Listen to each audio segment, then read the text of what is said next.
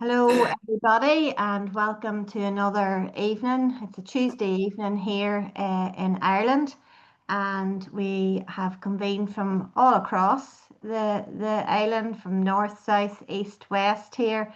And I can see that there are some people who have joined us from other parts of the world as well. You're all very welcome to another programme with ourselves, Social Rights Ireland, and the Peadar O'Donnell Socialist Republican Forum. And every week, we're very glad to welcome our panellists, Barry Murray, Tommy McKerney, Patricia Campbell, and Saeed Shath. And this week on the agenda, we're going to talk about ceasefire politics, Zionist alliances, and revolutionary tactics for activists. If we get through all of that, we'll be doing well.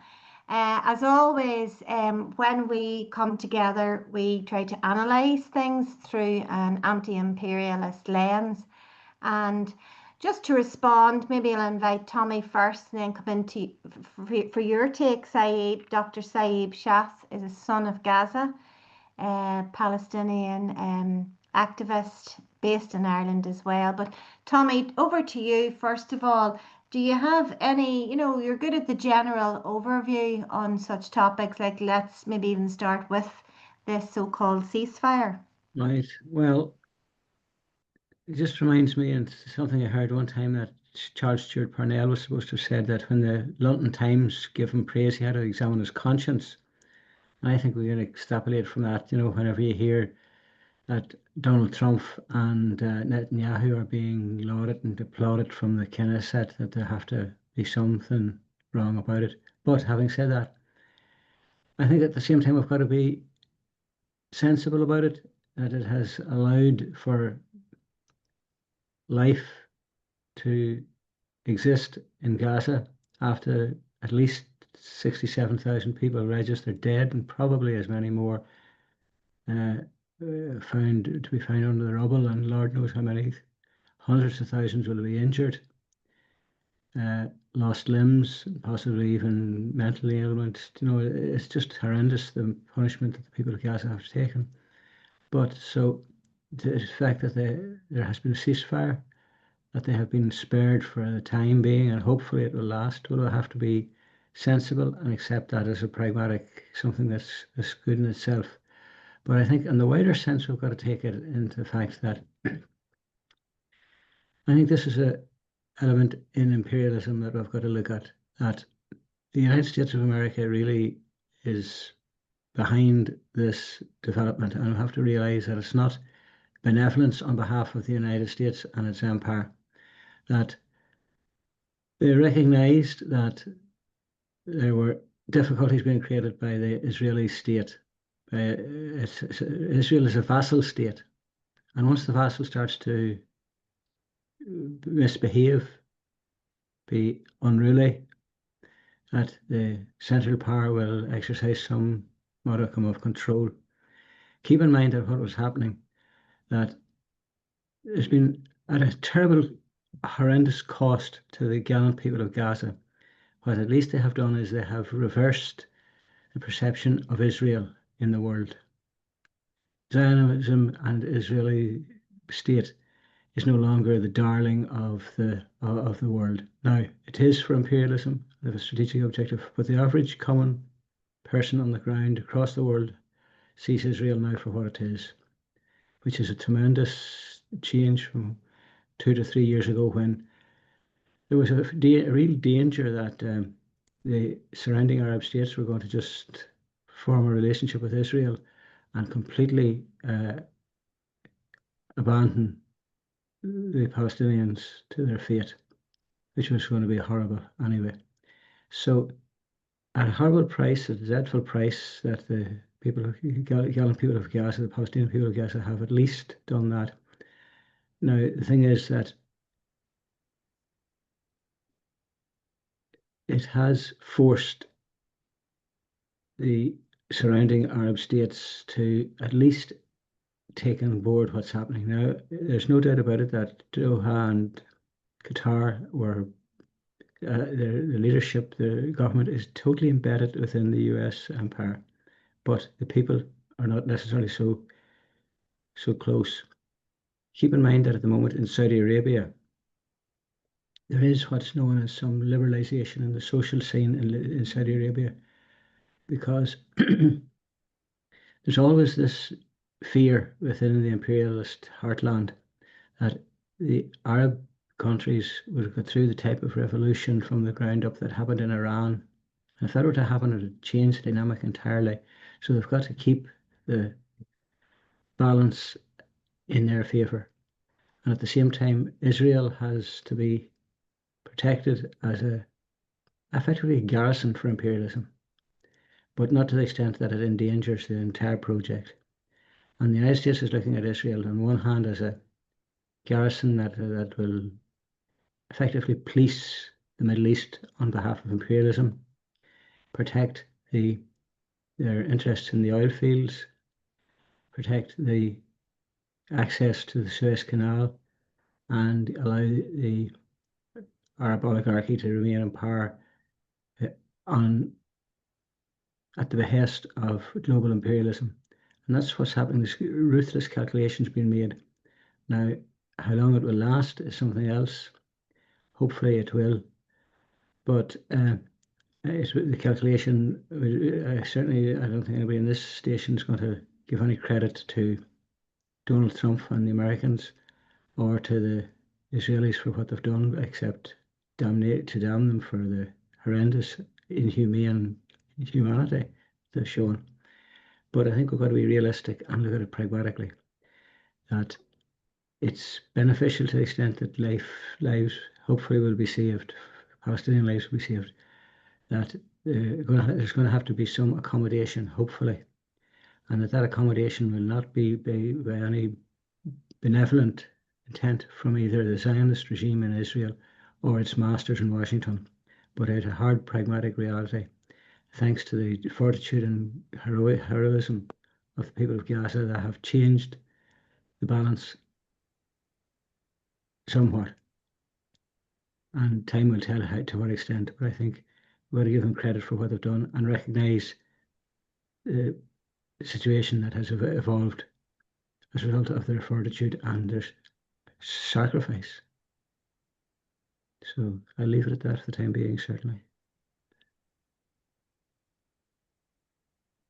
Thank you, Tommy. Thanks very much. And to end on that note about the sacrifice, it's very, very important that, we're looking at, I suppose, one of the outcomes that is in the favour of the people of Palestine is that the world now sees Israel for what it is, but that that cost has been great, and it's so important that the Palestinian resistance, the people, and the actual resistant forces are that while Trump has been lauded, the real people who should be lauded and applauded are the Palestinian people for their resistance and all those we're seeing. I'm in a WhatsApp group seeing those pictures of prisoners coming out, after 20, 30 years. Absolutely. Those who actually survived, and coming out, that in itself to survive, to resist, to come out and to keep fighting is something that we need to commend the people of Palestine for. And Saeed, I know that you're very close. I can't see you there, Saeed. Can you hear us? Yes, I can. Okay. I know that I was watching a couple of clips as well of you, and you've been engaging with Press TV as well, and talking about your response through a political. What's your political overview of what's been happening over the last few days, Saib, and having contact on the ground? What's the feeling like amongst your people? Hello, comrades. Hello to everyone. The thing is, the important three factors for me here is stopping the genocide machine, the killing machine, which is oiled and financed and made by the United States of America, and making sure the Palestinian people stay on the ground against all the designs and the plans which is Trump came up with. He wanted to throw the Palestinian people to the desert of Sinai or to Jordan or even to Madagascar. Can you hear me? Yeah?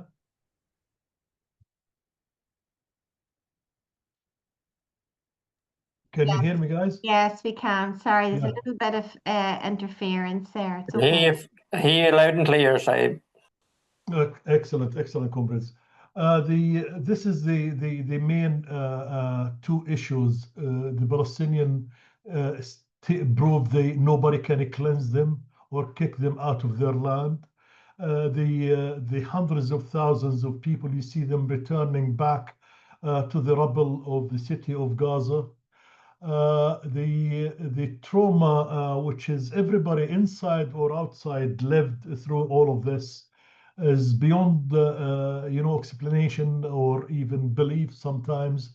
Even I found myself in the middle of it once I'm tracking the survivor of my own family, my brother, my cousins, my uncles, my nephews, nieces, all of them who are on the run every day, just trying to survive. And every day you'll hear a news of losing somebody from the extended family or a close member. It was like torturing, soul torturing. It's not something you can easily go and sleep and just start again in the morning when you don't know what's happening with your own loved ones. And the same thing is, even myself when the last 3-4 days I was on Saturday. I was speaking to my brother, ask him, say, are you going to go back after he just escaped from Gaza a few days before they went down south. Where he lives in an area near the south of Gaza City, and this south of Gaza City is a really beautiful place. And he said, I'm staying in the south of Khan Yunis here to maybe a little bit safe. When things settled, I will go. And then he sent me images of our house in Gaza City. It's just arrow over rubbles. He said this was the house and this is our neighborhood and Sunnah. And I remember watching, even I saved some of the footage from TV. I was watching Jazeera and other TVs showing the satellite images of that area in the Gaza Strip and the pre 7th of October 23 and today. It's as I call it, a grinding machine, grinding everything. They go after every civil infrastructure, every house, every home. They were sending inside these areas booby-trapped tanks and the personal carriers, takes inside it 10 tons of explosives. While my brother told me, our house was hit by fighter jets, which is direct rockets, 3 rockets in the house. They said the images from there can show you they got to it from the skies, while the other areas were, as they call it, vacuumly bombed to bring the walls and the whole thing shatter on it. So I wonder, I was saying that in Newry in a demonstration, and when I'm dressing the vigil in Newry, I said, how come people expect us to live beside such monsters? How can I even, if you want to talk about two-state solution or one-state solution, the PLO all along from the early 60s were advocating for the democratic secular state for everyone to live as equal, one man, one vote. But how can you live side by side with these monsters who genocided your own family, who destroyed your own city, who grinded your own memories and your own family's memory? It's to me is beyond even thinking.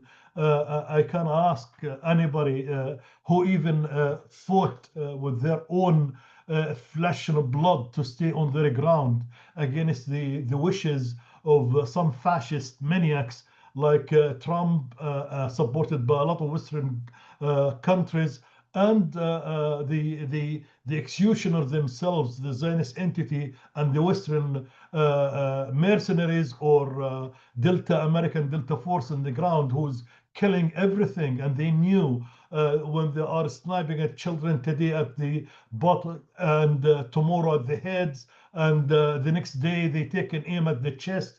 It's a killing field for them as a practice. It's a kind of a show to sell their weapons in the future.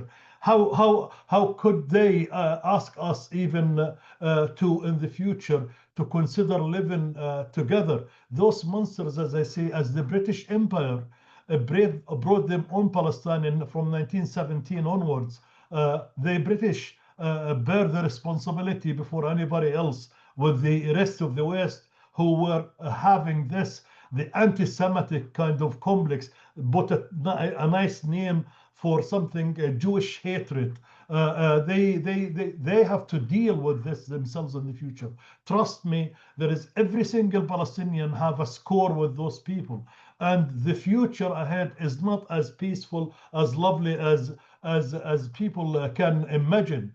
I don't think so, since there is twice the same kind of ceasefire were reached before by the Zionist entity and the resistance, and was overseen by international actors as well, and they did not honor. There is one was reached on November 23, and again the one on March 25. And what happens? They started famine engineering in Gaza after that. They started killing every single thing they can face, from animals to trees, uprooting trees, to dogs, cats, humans, grinding houses, blowing up, polluting the aquifer, the waters, damaging the marine, the shores of Gaza. It's a lot even to start to list, from losing all the health care, all the schooling system, all the markets, all the housing, all the shelters. Even I bought myself some images of the quadcopters coming at night, sneaking with incendiary devices over the tents, burning the tents where the people are sleeping in. Who on earth can live with people like that? I don't know how can people become that monsters, that satanic, and I don't know, like what kind of machine train people to become like that, and that is something. But at the same time, I want to pull from this personal, kind of experience and give the wider context to the whole thing, if I allow me in 3, 4, 5 minutes. You see, when the Palestinian counterattack from this concentration camp called Gaza went against the Zionist entity, who is imposed a blockade on Gaza from 2006, 2007 till today, denying them, there is people born in Gaza they never seen outside Gaza. They denying them even having concrete, because it have dual use. They say they have, everything have a dual use is denied. Water, health, medications, stuff like that. But with all of these difficulties, Gaza built its own communities and cities and towns to the high level of sophistication, since the Gazan people are very well educated, and the literacy rate in Gaza is over 95%, 96%, one of the highest, if it's not the highest in the world. And that helped with educated people like that. They countered the blockade, and they countered all of this high tech and artificial intelligence and all the Western technology, which was put against them, and besieging Gaza with this kind of very smart wall and underground walls, as they say. Still, the Palestinian people, they used their own low tech, as they say, and they breached that, and they broke from this concentration camp. That was rang all the or sounded all the bells in the empire's kind of early warning systems. The United States of America, seeing its own advanced base, which is supposed to be the face of the American hegemon over the region, which controls the wealth, as Tommy said, and control the logistics of the area. While it is controlling that region, the United States of America can't guarantee its financial system, its economic, its political, its military are supreme worldwide, and it can be a contender against China and its alliances. That's from that. Once seeing the Palestinian resistance supported by the resistant acts in the region, shocked that balance of deterrence and power of the Zionist entity, who were playing like it's the attack dog of the empire, as we saw it hit in Qatar, it hit in Syria, it hit in Lebanon, it hit in Yemen, it hit in Tunisia. The Palestinian, which proved it's shallow, it's hollow from inside, can be defeated. And that's where all of them rushed and surrounded that entity and opened the arsenal of weapons to make sure it will recover and regain the power of deterrence again, and the green planche or the green card, as they say, be given to them to execute their genocide, and they give them the time. We remember when Genocide Joe gave them in last May last year, Rafah is a red line, said, because there is nearly 1.5 million concentrated in a small tiny city. What do we see of Rafah today? We see in it, it's nothing. There is no buildings, no fields, nothing left except sand. They left it to sand. They destroyed everything. They killed every living thing in Rafah. The people speaking of numbers around 60 something thousand martyrs and 150 or 60 wounded or maimed and stuff like that. The medical, some international medical journals, they jumping over 500,000, the number of deaths alone, apart from casualties. Imagine that number from population used to be numbered around 2.3 million in the Gaza Strip. It's huge, it's colossal.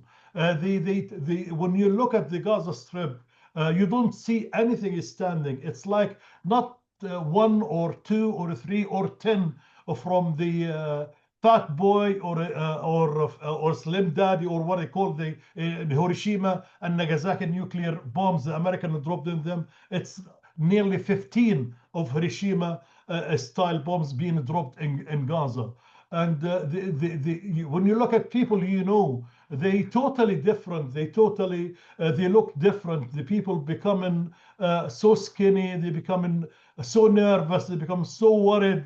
They laugh loud. They cry loud. It's the trauma was created in Gaza beyond comprehension. And saying that this all done under the watchful eyes of Western governments, and the United States of America led the whole project of genocide in Gaza, because they didn't look at Gaza as a historical country which have a history of 7,000 years, while the United States of America doesn't have 225 years of history. They want to destroy that so they can control the wealth of that region, while the United States of America can globally try to contain China and it try to leave Europe, which found itself bogged in Europe during this is the way Trump look at things. Want to leave the Europeans to their Russians wars, but at the same time they think they have a bigger battle in China, and they thought Gaza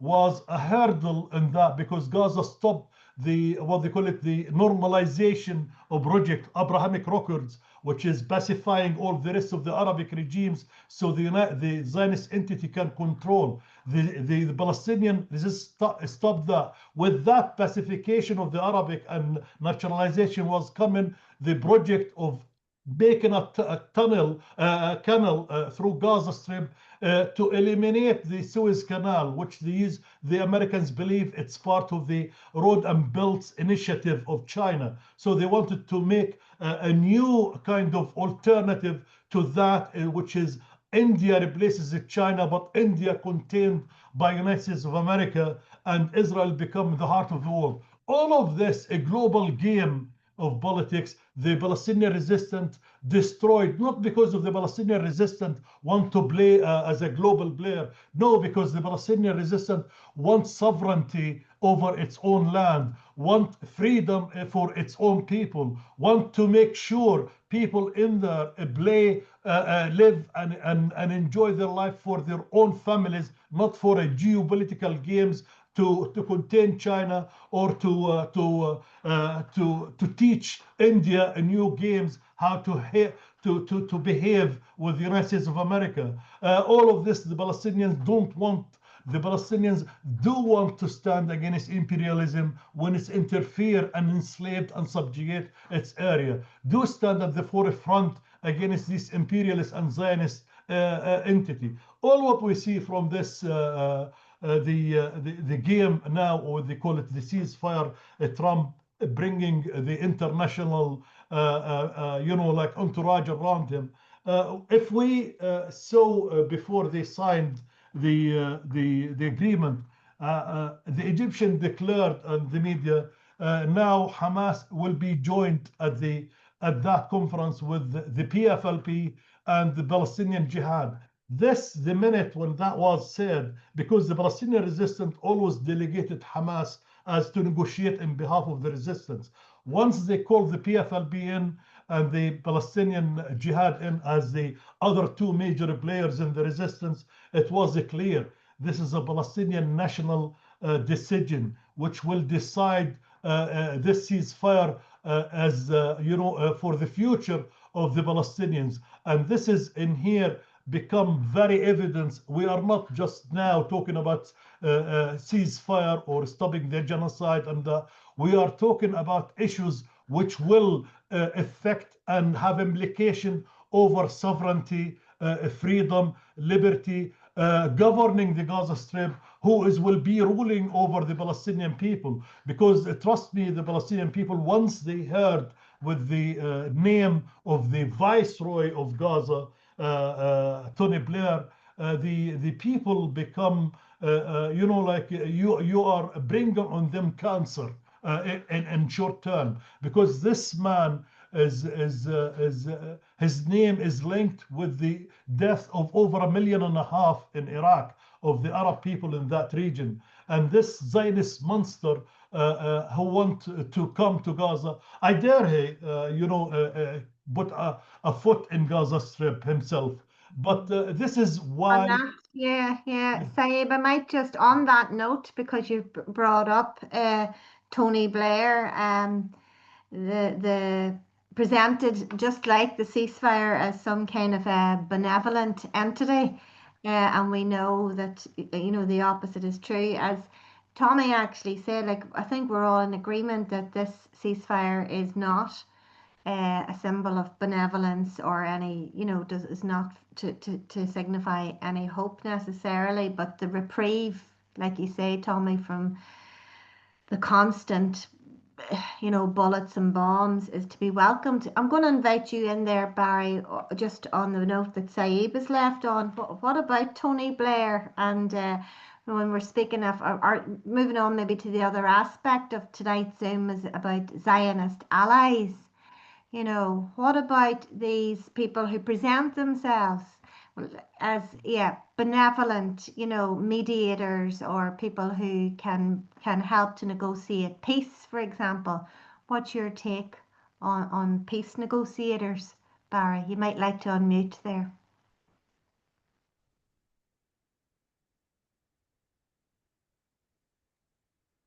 Well, the first thing is, as Saeed pointed out, we know the history of Tony Blair and people like him. They have no interest in peace whatsoever, none whatsoever at all.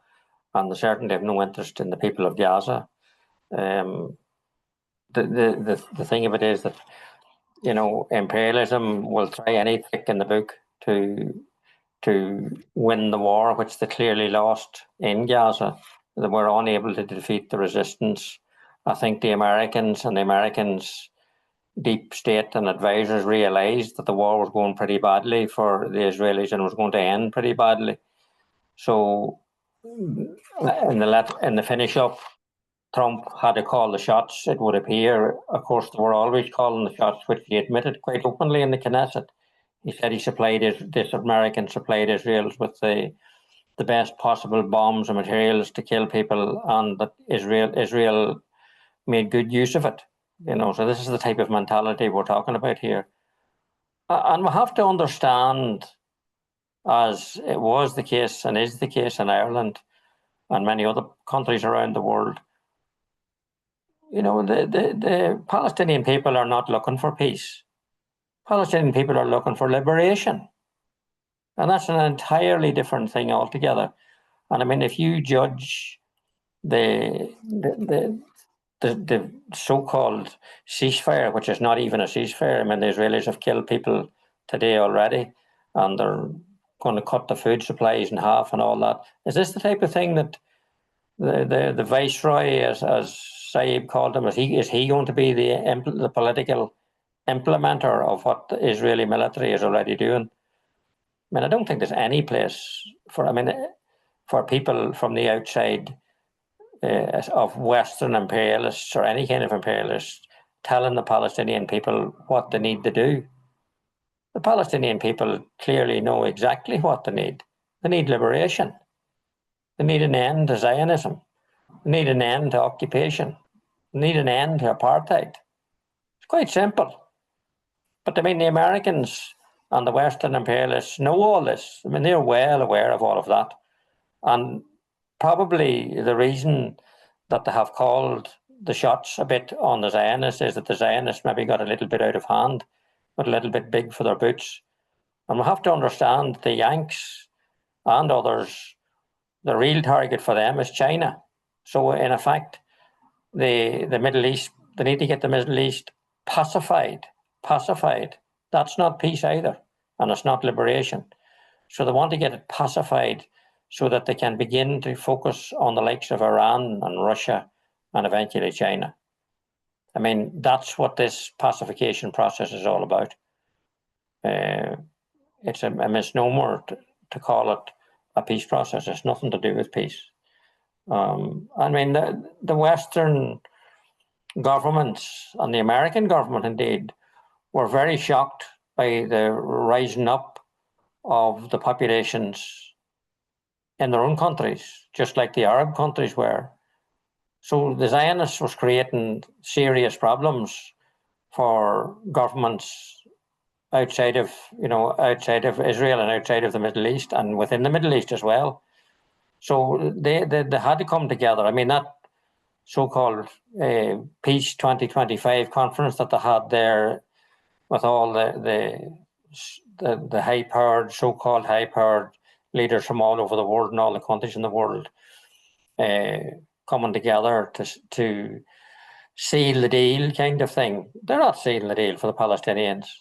They're sealing the deal for them so that they can seal the deal in such a way that they will be able to progress their bigger pictures. And nobody needs to be under any other illusion than that's what it is. Like, it's as simple as that. It's not complicated. Thank you, Barry. Like Saib said, it's not like the population or the resistance of Palestine decided to get involved in geopolitical global matters or affairs. You know, they haven't chosen to, you know, they've been propelled into this situation, and their struggle has become an anti-imperialist struggle, something that we in Ireland can identify with. And just on that, Patricia, I'm going to come across to you because we've identified, I think it's very clear to see, you know, which countries across the world are allies of, you know, the Zionist entity, very close allies. You see them lined up there underneath Trump there in the last day or two, you know, and he doesn't even seem to know their names. He stumbled over Keir Starmer. He didn't even know his name.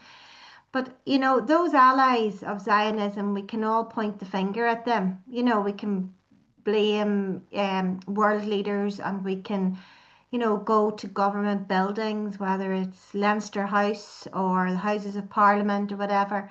What do you think, or Stormont, like, do you think that those are the allies that, well, they're certainly not the only allies, Patricia. So where else should we be targeting as activists, like either on the street or, you know, when we're talking in our vernacular, you know, who are the Zionist allies closer to home?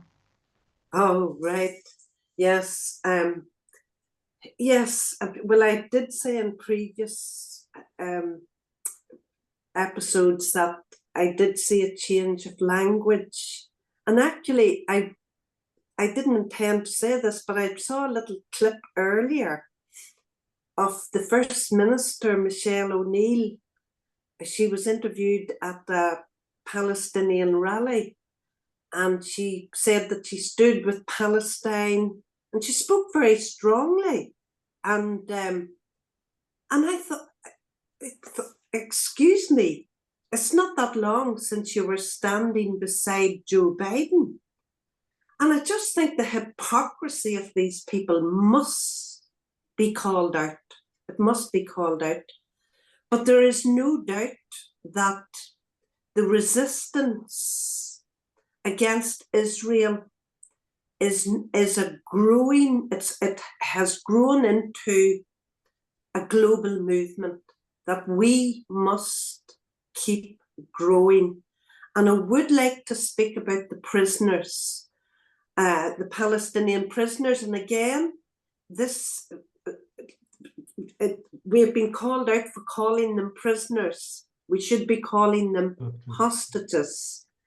But I saw a lot of the prisoners, images of prisoners being released. And what really appealed to me was how the communities in Palestine came out to greet them in their hundreds.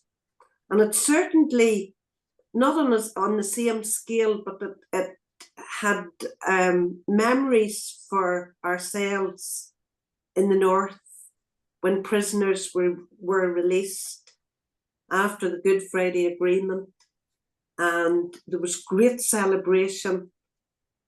But I think that we cannot take our eyes off Palestine now. There are still thousands of prisoners held under administrative detention. They're still being held in appalling conditions. Now, the Peadar O'Donnell Socialist Republican Forum has done a lot of groundwork already to build a campaign for the prisoners and for the release of Palestinian prisoners. And I think it's really important. We cannot take our foot off the pedal. We need to continue to oppose what's happening in Palestine, because it's very worrying when you see Jared Kushner and these vultures going into Gaza.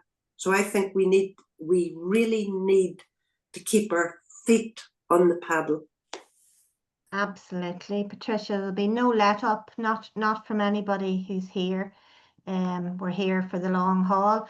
And Paul, I'm going to call on you now, because you, one thing I can say about you, comrade, is that you have the experience on the ground. You understand the struggle and actually how hard it can sometimes be on the ground as an activist, on the move. But also to have that political understanding and revolutionary theory, which is very important, because Patricia mentioned, like, this is a global movement, but what kind of a movement is it? And where's the movement going? And why are we focusing always, like, the reason why we come together here is that we try to analyse through an anti-imperialist lens, because a pro-Palestine movement isn't necessarily an anti-imperialist movement. So why, from our position, Paul, if you can explain in layman's terms, you know, we don't need to be, you know, pulling out the books and, you know, teaching anybody, but just in layman's terms, what is anti-imperialism? Why does this movement need to be working class? Why does it need to be anti-imperialist? And why, if it slips into sort of the liberal hands, will it end up a pacification process as opposed to a fight for liberation? Yeah, well, thanks, Róisín. I suppose, well, one thing I've been very concerned about there, because suppose this, we're not concerned, obviously, I welcome that ceasefire being called in Palestine, but like as we've been seeing there, and as Patricia and others have alluded to, a global movement. But people, a lot of people, and even I've been in touch with people and communicating with people on the streets and all, they're out because like it's empathy and they feel it's the right thing to do. But a lot of people, unfortunately, have not yet been able to join up the dots. Like, I suppose, even speaking about, suppose, allies of Zionism. Well, Zionism in itself, I suppose, what is it? It's a product of imperialism. So people like what, there's hundreds of thousands of people in the streets in every city nearly across the world, but yet whatever's going to happen the next few weeks, months, whatever, like where does all them people go? Do they just disappear? And the next thing, imperialism, they move elsewhere. They might give the people of Palestine a break, but what's next? Could it be in Syria? Could it be in could it be Iran or whatever, you know? But then, like, I'm very concerned even there, because like I can see all these liberals coming out and they're just, you can see it on Facebook and different platforms and stuff. They're celebrating now this ceasefire as if that's it, it's all over, you know, and that there is very, very worrying. And then even they're going like Tony Blair and stuff, as we know, like as we see here, even in Ireland, a pacification process masqueraded as a peace process. So no better, suppose, than Tony Blair to advocate for that. And what is Tony Blair? He's an arch imperialist. And then go back even there to Patricia, like Michelle O'Neill, like thousands and thousands of people, obviously hundreds of thousands of people supports and endorses like Sinn Féin's policies. But we have to be able to, as anti-imperialists, be able to make people join up the dots. Like what is, suppose, Sinn Féin or any of these bourgeois parties? Like they follow the flow of capital. And as we know again, like, and what is imperialism? As we know, it doesn't have friends or enemies, as has been said many times before, just interests. So what is imperialist interests now? It was in their interests to call a ceasefire in Gaza. It was in imperialist interests. So like if they had been able to, because of obviously the global pressure that was mounting on them, and it was exposing imperialism. So again, imperialism, they know they have all the tricks. This isn't their first rodeo. They've been here before and they will be here again. But I just find it's very, very frustrating. Like even going back, even suppose in my own GA club, nobody would talk about Palestine. It was too political, it was too whatever. But now you see coming out, because the UN's coming out and finally saying that it's a genocide and stuff. Now everybody's jumping on the bandwagon. And now everybody's up on Facebook. They're making videos. We support the people of Gaza because it's populism. And as we know, that's liberalism. But I don't actually have the answers how to make people, like I'm in conversations with people in layman terms in the streets nearly every day of the week, but to try and get the message across. And I find you don't be ramming it down people's throats, but when you start to get in depth, go a wee bit deeper, you just kind of lose the people. They don't want to engage with you at all. They just walk away from you. And as we even know there, Róisín, we've seen it. We've had messages deleted in national Palestine groups and whatnot. And you can see how the liberals, they're controlling the narrative there and dictating the narrative. Like genuine people that is genuine anti-imperialists, you're just being completely muted out of the conversation, you know?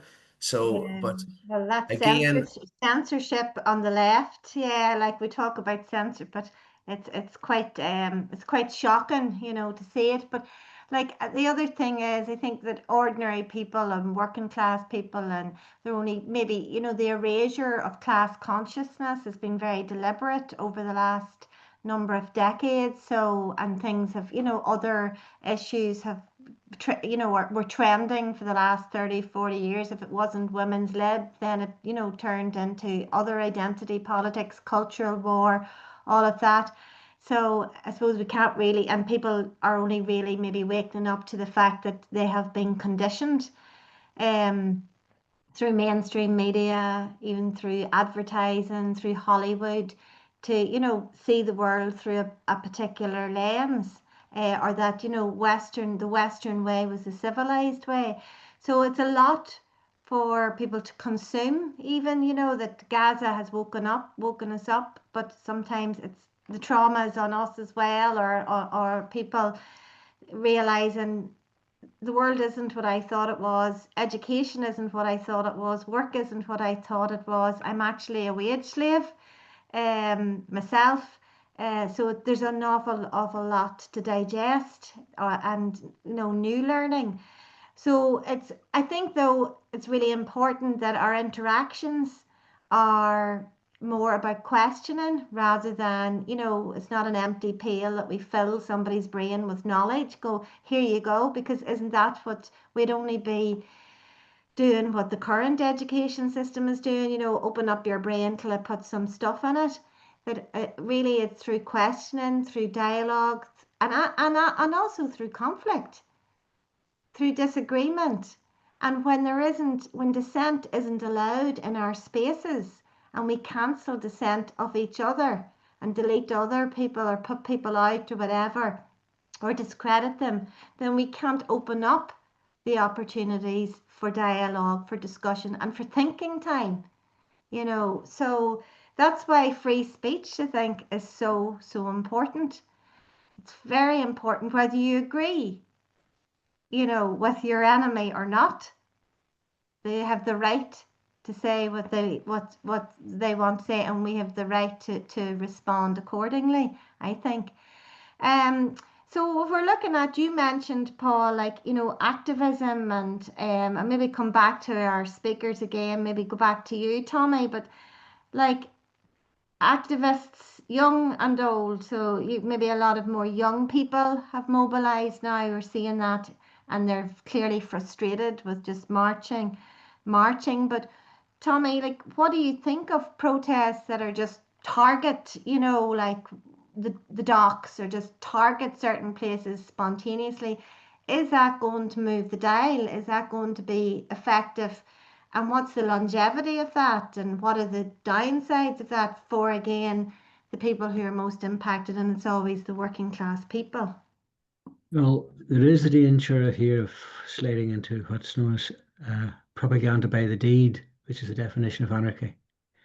Now, activism is one thing if it's activism in a progressive sense, if it's to take possession of a house, to accommodate a family, if it's to force the health authorities to give treatment to someone that can't get that's positive activism. Sometimes now, and I do have sympathy for young people who are motivated for the best reasons to do something such as take over the port or take over the tunnel, the Dublin tunnel, but I think it can come with a risk. Now, there is this point about protest marches. I would be reluctant to dismiss them out of hand, because once you mobilize the people, you have got to have a message out. You've got to get people mobilized. People have to understand that there's a cause to be supported. You can't do nothing without support. So even benign neutrality is essential in terms of struggle. It's identified as crucial to a successful outcome in an insurgency, but even benign neutrality. So marching to bring people out, to demonstrate their feelings, to allow them an expression of feeling. Everybody just can't take part in action. There isn't the room even.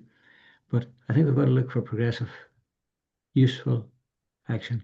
Now, if we get motivated a trade union to block a port, to black goods, if we could motivate the trade unions to black the flights in and out of Shannon, that would be useful direct action. Whereas possibly a handful or a number of students or young people albeit motivated for the best reasons in the world. And listen, I'd be the last one to condemn them for a generous act, even that inflicts pain and agony on them. Sometimes they even can go to prison for it. But at the same time, we've got to be very pragmatic and see what we're doing. It has to take the campaign forward rather than just, as I said, be propaganda by the deed, which has long been dismissed as useful. You see, I think marching and commemorations and whatever else, you know, they're grand, and I think they're a necessary, as Tommy pointed out, they're sort of a necessary outworking of people's frustration and humanity and whatever else. But the key to it, just like, you know, standing at a monument honouring somebody, is the key to it is the speeches that are made at these places. And that's the key, the message. The message can't be benign. The message has to be clear and unambiguous. The postering, the banners have to be clear and unambiguous. The people with the megaphones on the streets needs to be clear and unambiguous. So, and the same at, you know, the porthole, the same at any gathering like that. It's the message given by the revolutionaries, the radical revolutionaries, the people who have the knowledge, the people who understand what needs to be done and needs to be said. That's the key bit.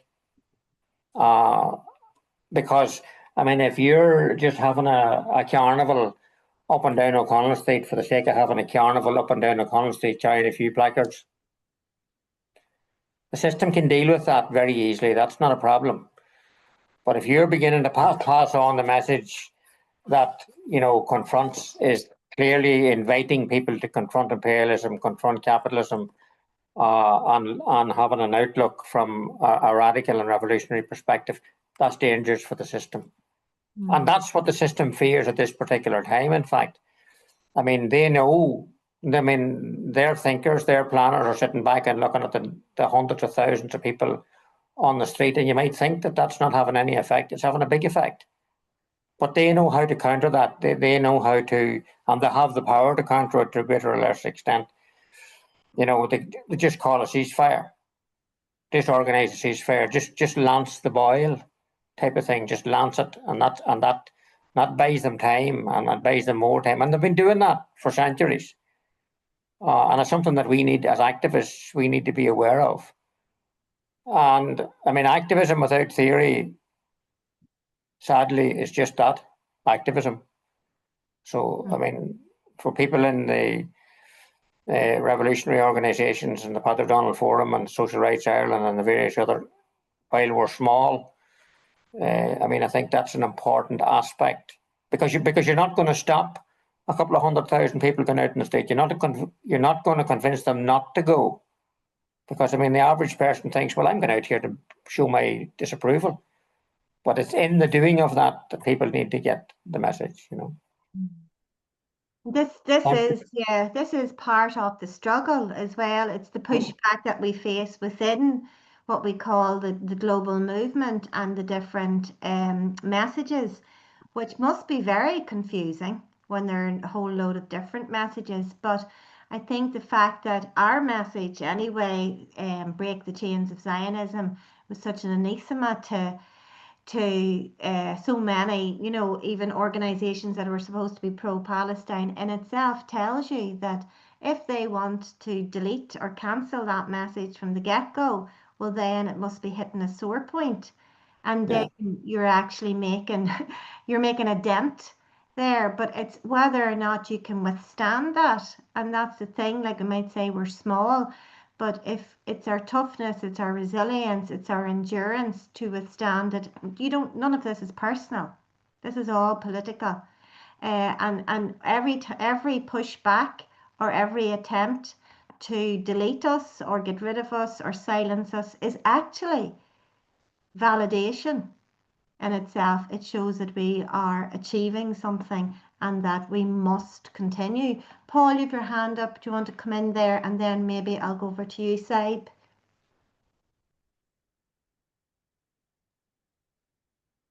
Yeah, sorry, folks. Probably is gonna just maybe repeat what Barry was even saying there. Even there recently at Palestine protest that was organised by the newly established Fermanagh IPSC and in Enniskillen.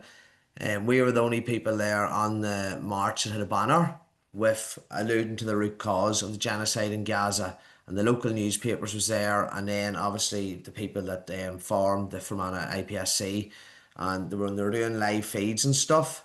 Then the next thing, when it went up on the local newspapers, social media platforms, and on the Fermanagh IPSC, they came down. But we had a banner that's kind of been everywhere at the all around Ireland. What is it? End Zionist apartheid, smash imperialism, peace now. But that there banner, it was seen, it was far too political because it had the root cause of the genocide, so they edited that out. They didn't show that on any platforms, nothing. So that's kind of the people that is kind of behind a lot of these organizations that's forming up and sprouting up, when it is very frustrating. But anyway, that's just want to say that we have first-hand knowledge of that, and I'm sorry for always being so pessimistic. It's just frustration. Well, realistic, you mean, realistic. How we're dealing with the reality here. And I mean, if we paint a different picture to what is actually happening on the ground amongst us and what we're witnessing and seeing, well, then we're whitewashing this too. Of course, there's a lot to be like, positive about. Like, look at how, none of us knew each other this time 3 years ago, or we wouldn't have come together like this. We would have known of each other, but coming together like this is very important as well. And this is how we also need to challenge each other here as well, which is really important. And that notion, Paul, that it can't be political. Like, there's no other reason why we're going out onto the street. Everything is political. It's very strange to hear that, and even more strange, worrying to hear it from unions, that are supposed to be about, protecting workers.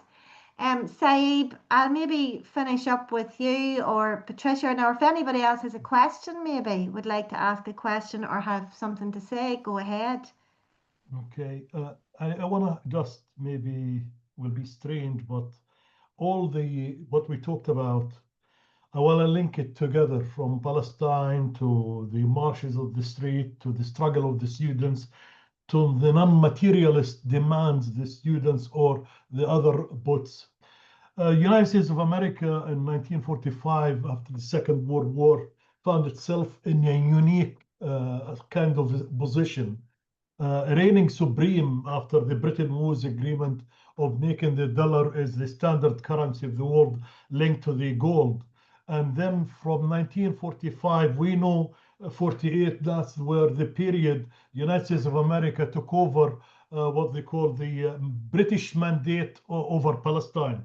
And they built their Zionist entity, their base in there while they were going industrial, because the United States of America in the Second World War, if all of us, have knowledge of that, didn't, apart from what they call it, the Japanese attack on Pearl Harbor, nothing else, not a single bullet fired at a factory, very few casualties from what they sent in Europe. So from the international community in the West, United States of America came in the top. Okay, the strongest economy, industrialized, the white Christian Protestant male in the United States of America getting high wage, industrialized, the American goods going everywhere.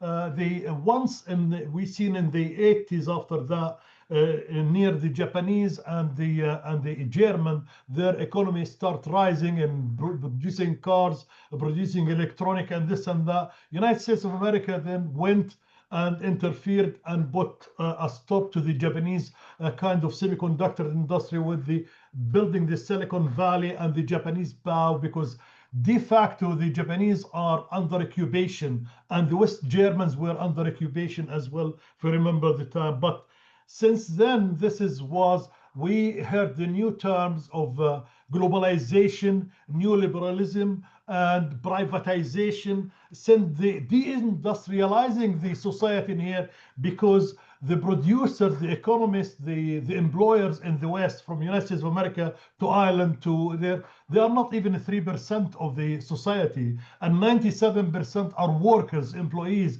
peasant, farmers, all of that. So the 3% was cheaper for them to send the factories, as Thatcher recommended, and the new liberals, to Asia, to China, to cheap labor in there. So I can make the same goods in China and I bring them and sell them at home, and I make lots of profits. I would give a damn about the jobs, keeping the jobs in the country and here and there. So they start eroding the jobs and putting a lot of people at throwing them in the belly of the beast, poverty. And they, with the Keynesianism at the time still in, the British and the others in West Europe start putting people on the dole, give them a few quids and keep them quiet, while the rich who rule in the country have the whole. Now we reach a stage where this doesn't work. This is where you see the MAGA coming in the United States of America with fascist outfit in Italy or in Hungary or in Europe.